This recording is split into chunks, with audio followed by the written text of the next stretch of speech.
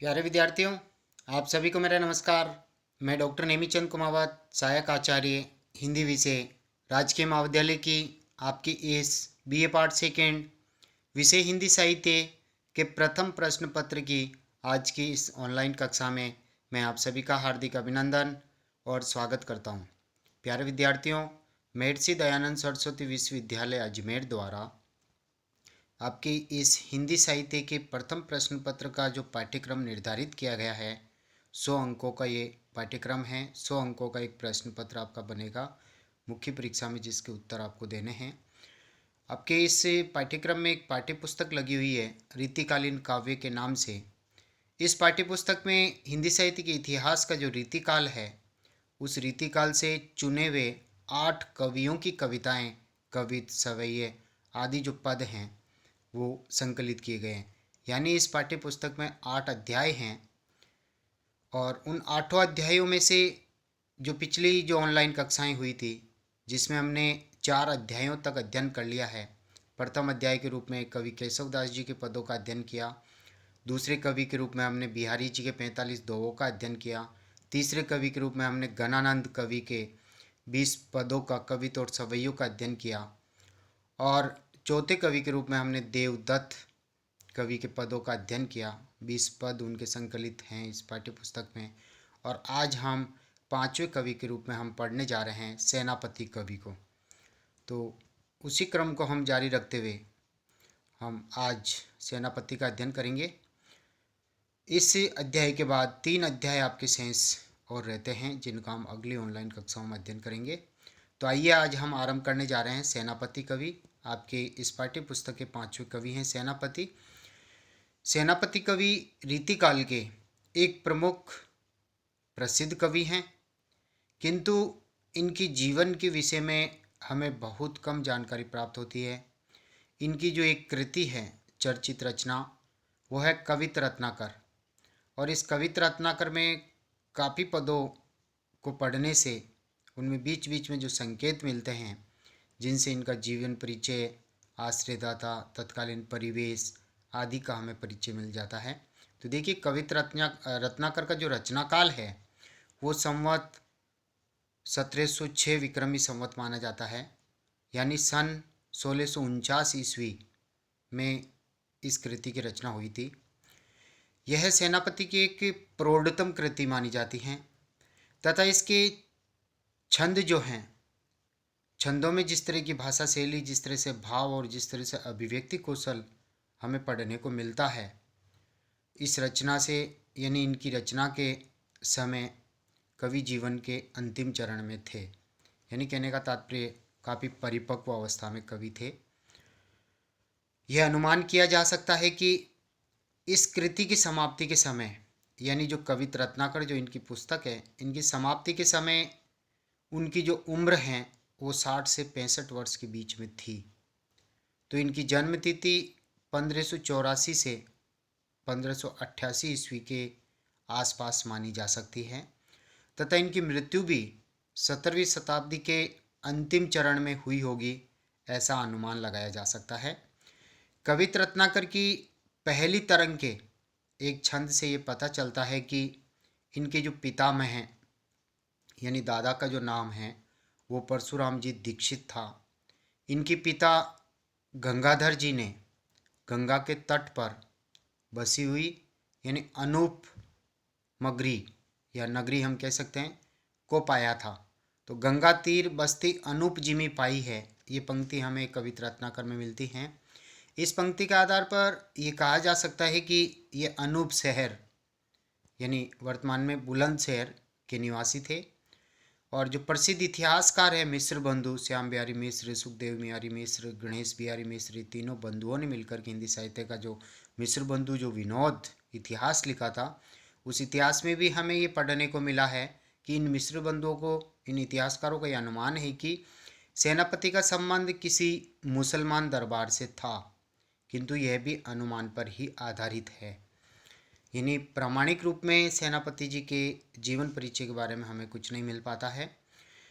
कवित रत्नाकर के मंगलाचरण संबंधी छंदों से ऐसा लगता है कि सेनापति एक राम भक्त कवि थे। राम का वर्णन उन्होंने यत्र तत्र कई स्थानों पर किया है। तो यद्यपि सेनापति ने भगवान कृष्ण और शिव के लिए भी पद लिखे हैं। शिव सिंह सरोज यानी ये एक इतिहास ग्रंथ है, शिव सिंह के द्वारा लिखा हुआ शिव सिंह सरोज इतिहास के अनुसार सेनापति ने क्षेत्र संन्यास ले लिया था, ऐसा इनका अनुमान है। और उसके बाद वे वृंदावन में जाकर के रहने लग गए थे। कवित रत्नाकर जो चर्चित रचना है कि पांचवी तरंग के छंद के आधार पर यह अनुमान किया गया है। कहते हैं सेनापति कवि अत्यंत आत्मसम्मानी स्वभाव के थे तथा आदर्श व्यक्तित्व के धनी थे।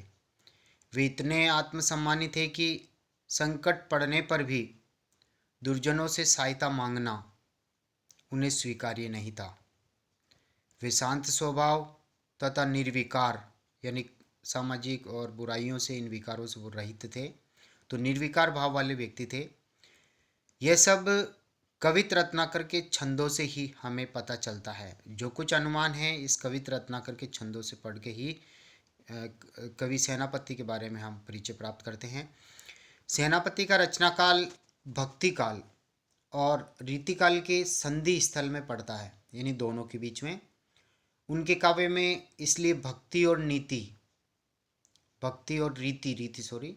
रीति दोनों की झलक हमें देखने को मिलती है।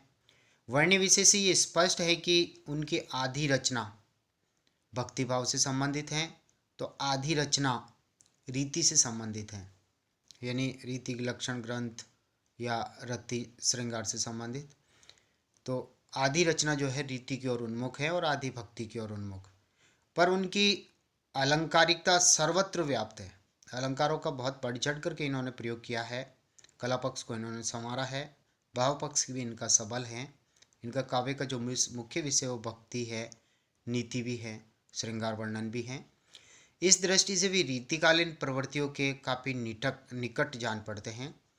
उनका कवित रत्नाकर ग्रंथ स्फुट छंदों का संग्रह है, इधर उधर बिखरे हुए छंदों का संग्रह किया है, कोई प्रबंध कृति नहीं है, मुक्तक काव्य हैं।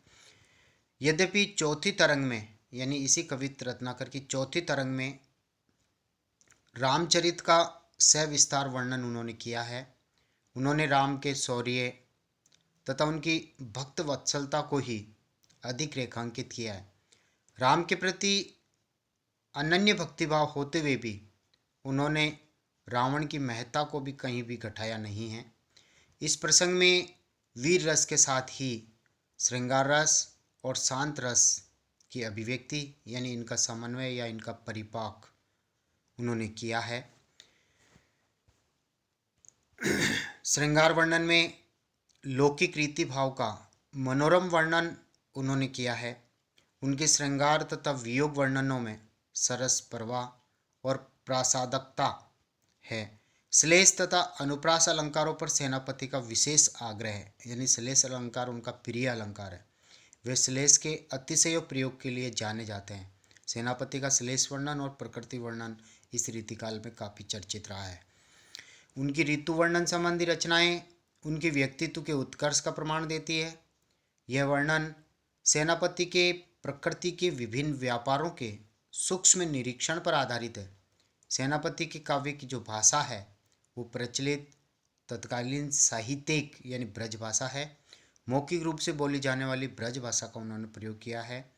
उनके श्लिष्ट छंदों के चमत्कार का श्रेय, श्लिष्ट यानी जो क्लिष्ट हो चुके हैं, कठिन भाषा शैली का उसमें प्रयोग हुआ है, तो छंदों के चमत्कार का श्रेय उनके भाषा ज्ञान को है।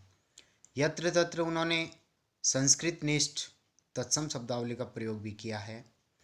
श्लेष के अतिशय मोह के कारण यानी श्लेष अलंकार का जहाँ दोहरा अर्थ निकलता उनके पदों के, तो इनके प्रति इनका अत्यधिक लगाव था, अत्यधिक आकर्षण था।